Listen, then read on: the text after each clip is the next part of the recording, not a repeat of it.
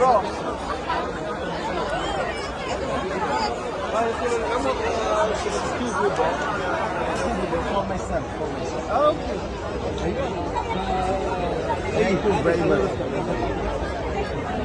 দর্শক, আমি মিশা সওদাগর। আপনাদের সবাইকে জানাই, যারা আমাকে দেখছেন সবাইকে ঈদ মোবারক।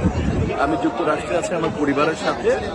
দেখেন ইসলামের এটাই সৌন্দর্য। দেখেন বিভিন্ন গোত্রের লোক, বিভিন্ন জাতির লোক, বিভিন্ন দেশের লোক, কিন্তু ইসলামের সৌন্দর্যটা, ইসলামের ব্যাপৃতিটা দেখেন। ইসলামের যেটা সবথেকে দেখার বিষয় যে একে সব বিভিন্ন গোত্রের লোকগুলো, মুসলমান গোত্রের লোকগুলো খাবার এনে সবাইকে খাবার দিচ্ছে, সবাই খাবার খাচ্ছে।